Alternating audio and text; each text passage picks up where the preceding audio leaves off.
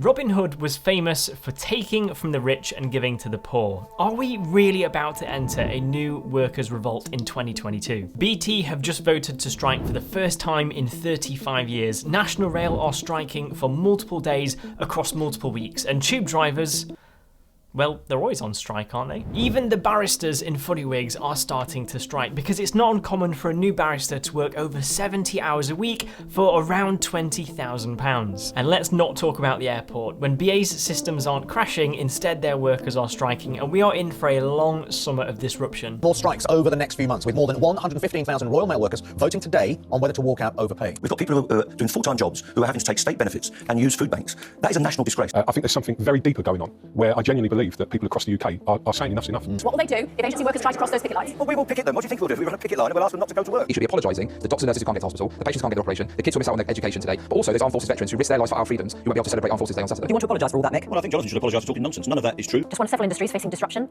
Who is to blame? Since the 2008 crisis, workers' wages just have not kept up with the rest of the economy, with inflation at the moment around 9% and expected to go as high as 11% later this year, which means that your money is worth less today than what it was a few years ago because the cost of living is now so high. Workers are starting to fight back, with companies posting billions in profit, record shareholder dividends been sent out, as well as massive CEO pay into the multi-millions, whereas the rest of us have to battle with 2% pay increases when inflation is as high as 9%. That means in real terms that is a 7% pay cut. And it's all starting to get very reminiscent of 1978, when all the labour and workforce started to strike, and it was known as the winter of discontent. So are the strikes connected to the cost of living crisis? That is the big question. All of these walkouts are coming amid the middle of a cost of living crisis here in the UK, with strikes happening left, right and centre, inflation at an all-time high of 9% and expected to go as high as 11%.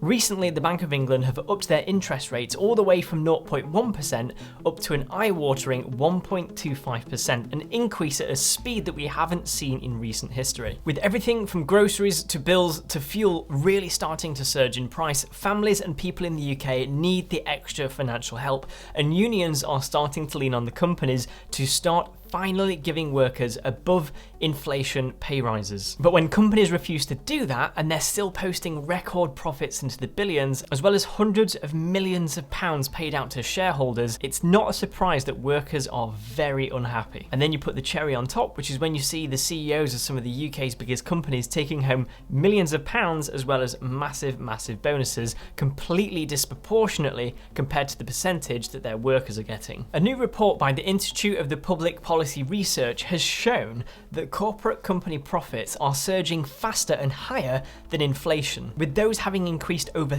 34% since the end of the pandemic. But on the flip side, the GMB union have discovered that half of their workers are living paycheck to paycheck. They can't afford to live.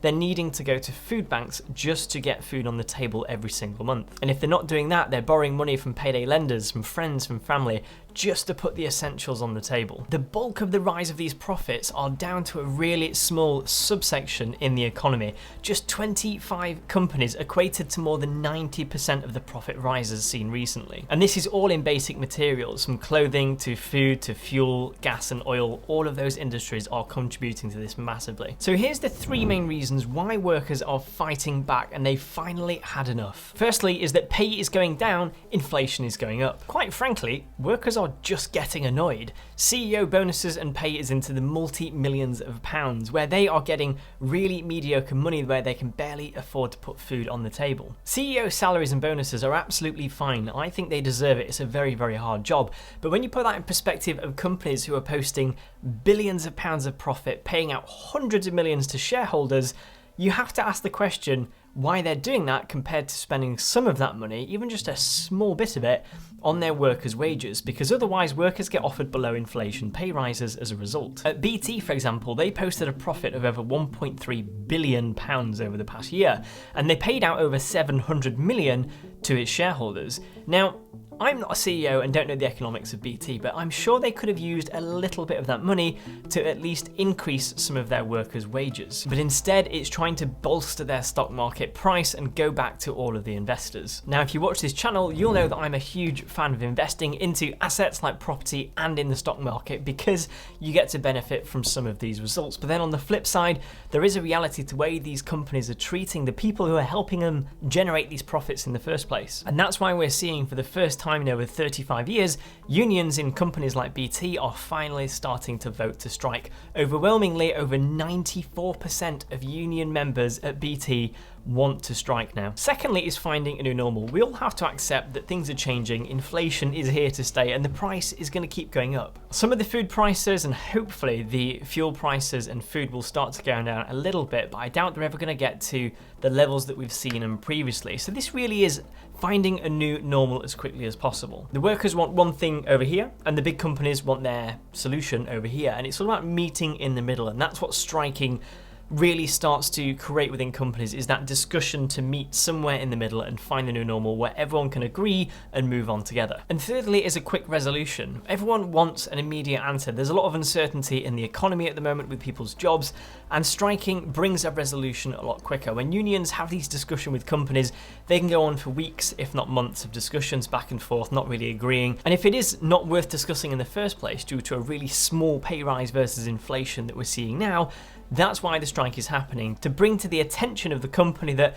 the workers are the ones that keep the company going, and without the workers, it's going to hit them financially, it's going to hit their customers and cause a lot of disruption. And that's what strikes are there to do, to cause that disruption, to hurt the profits in the company, and ultimately get the company to move quicker, to meet somewhere in the middle at an amicable solution. Ultimately, it puts the power back into the workers in each company, where they can still have a voice and have a say collectively together, and show the company that without them, they're nothing. So where are we heading next? Well, sadly, inflation definitely is not at the peak just yet. Currently, it's at around 9%, but it's forecasted to go as high as 11% later this year, which means we're still going to be in for a bumpy ride. And even when it hits 11%, A, that's not guaranteed, and B, we don't know how long that's going to last for. At some point, inflation has to come down. I think we'll start to see more strikes happening across many different industries. I think it's long overdue.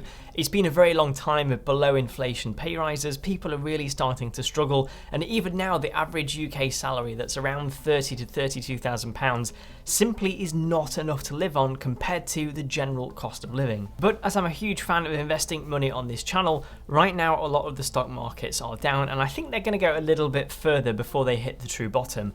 That means it's a good time to invest money into the stock market. There's a lot of fear right now, there's a lot of uncertainty, and for those who want to invest their money, it's a good time to lock your cash in, the spare cash that you have, at a lower price, because at some point they'll start to go up as the economies start to stabilize and things go back on the rise again in the future. That's why if you check out this video here, you'll find some of my most favorite funds that I like to invest in, and also some of the stocks and shares platforms that I use as well to invest my money in the UK. So feel free to check this out, and I will see you in the next video.